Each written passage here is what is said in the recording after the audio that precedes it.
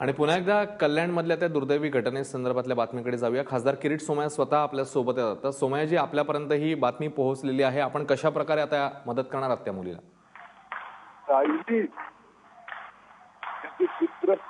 मी पाहिली बर आणि सायलीच्या वडिलांना फोनवर मी सांगितलं, जराही काळजी करू नका, आपल्या सायलीला आपण परत स्वतःच्या पायावर उभे करू।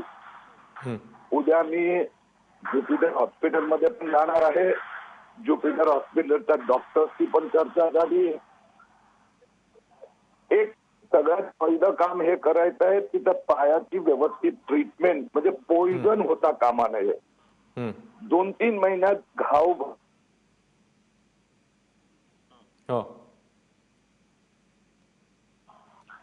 आणि सायलीला फक्त पायावर उभं करून देणार एवढंच नव्हे, पण तिच्या चेहऱ्यावरून जे हास्य गेलं आहे, हरवलेलं हास्य परत प्राप्त करून देऊ।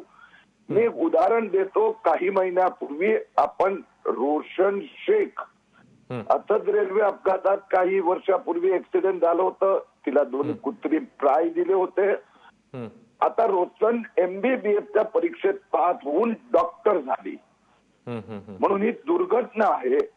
एका बाजूला आपण सगळ्या प्लॅटफॉर्मची उंची वाढवण्याचं काम सुरू केलेलं आहे, त्याचबरोबर रेल्वेकडून कॉम्पेन्सेशन मिळवून देणं, हॉस्पिटलमध्ये व्यवस्थित ट्रीटमेंट आणि पुन्हा तिला तिचे पाय।